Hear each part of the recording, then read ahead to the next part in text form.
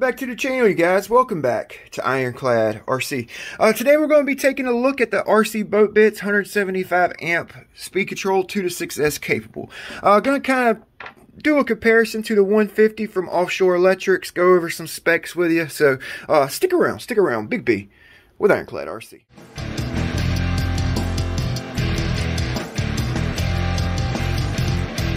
One of my subscribers, Steve, actually sent this speed control to me. This is the RC Boat Bits 175 amp 2 to 6S ESC with a BEC. All right, this I think he actually put the cooling plate on there, so it does not come with a cooling plate on it, as far as I know. I'm gonna keep the cooling plate on, and I'll just kind of show you guys the visual differences. We'll kind of go over the differences with these two speed controls. Now, I'm not saying these two speed controls are the same, because I'm not saying that. It's like comparing the 6-pole dynamite motor to a 4-pole 3650. You know, apples and oranges type deal. The 150 Offshore Electrics has 150 amp continuous power, 900 amp burst. Okay, the RC Boat Bits has 175 amp continuous, 1150 burst. Okay, both of them have 5 volt 5 amp BECs, 2 to 6S capable. Okay, they look similar. The heat sink is very similar. You know, this one's red, of course, but the heat sinks are, well, I think they're identical, to be honest with you. The cap packs, visually the cap packs look identical. All right, the OSE actually has an external capacitor pack soldered on internally. Okay, the RC Boat Bits does not. All right, the OSE has 10 gauge wires, 10 gauge motor wires.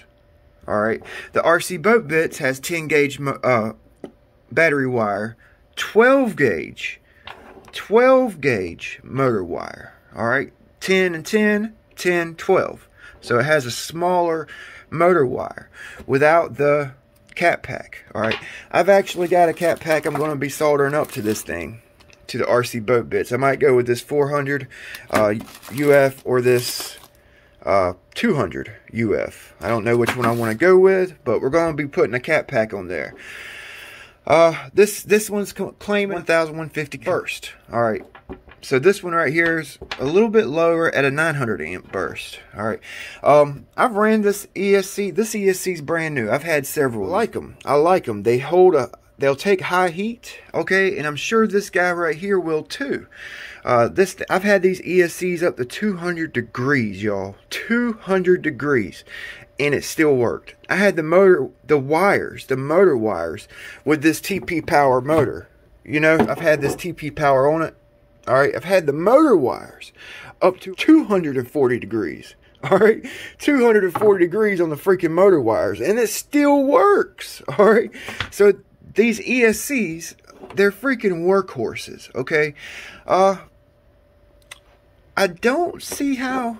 It must have some internal MOSFETs or something, you know, that we're not seeing on the board internally. All right. And I can't believe this one don't have a cap pack. You know, I can't believe they don't have a cap pack on that 175 claiming a higher, you know, burst and continuous current. It's, you know, it's odd to me. A little odd. Little, yeah, fishy. To put it nicely. Offshore Electrics, you have two options. You can get the EC5s or the QS6s with the 5.5 bullet. I've got 6.5 soldered up to the 175 here. And I'm not sure what the 175 comes with. I think you can get it in a couple different options. I know that this one has Traxxas plugs. I'm pretty sure you can get EC5s. It's already soldered onto the speed control. Editing the video, and I installed the 175 on the Delta Force here, and I'm editing this in because I noticed that the 175 actually has a 12 gauge wire, smaller wire than the 10 gauge that OSE has. Side by side here, all right, the OSE wire is longer but fatter.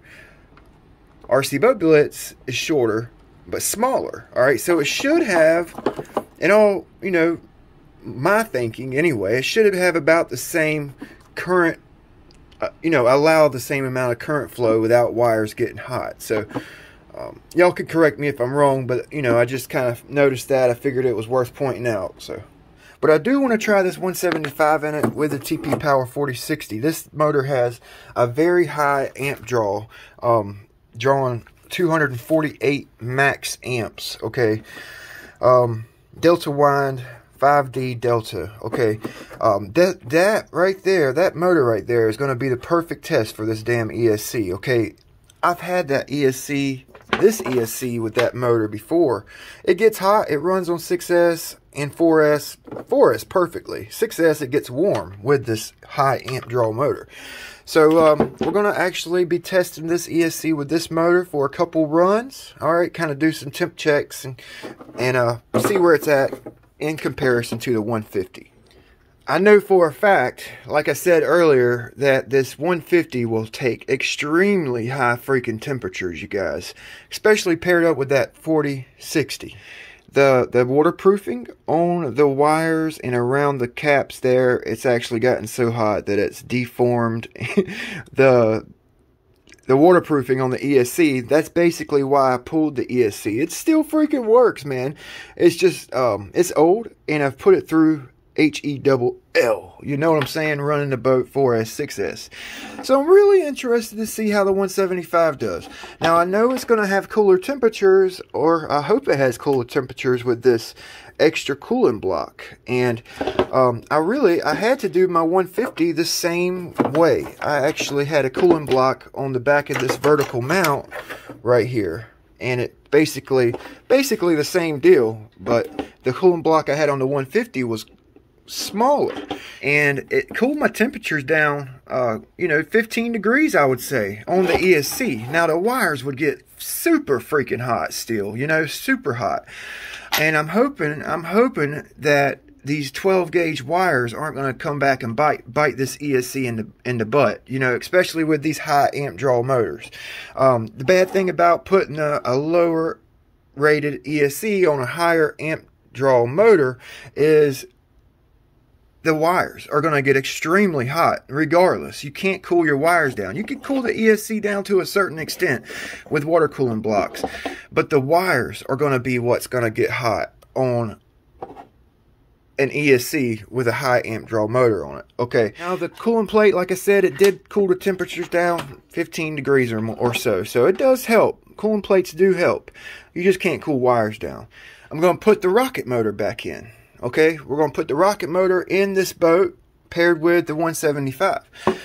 I will switch out the connectors here so that we could put the 150 on this motor, and we can do a direct comparison later on, in separate videos, kind of do a comparison, run this motor in the boat with the 175, then run it with the 150, and kind of do a comparison. It'd be kind of cool. I am going to put the cat pack on there. Like I said, Vinny, one of my subscribers, actually sent me a couple of these packs. It's a nice looking cat pack, man. He did a good job on it, especially this 400, man. That should solve any freaking ripple or voltage sag that the ESC may have.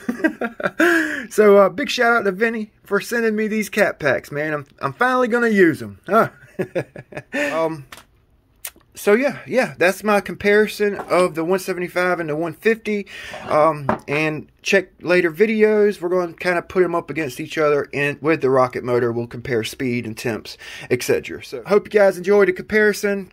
Ring the bell to get notified for future builds, future projects. Like I said, like, comment, subscribe to the channel. We'll see you guys next time. Big B with Ironclad RC. Oh, that 175's got some oomph, baby. Yeah, okay. All right.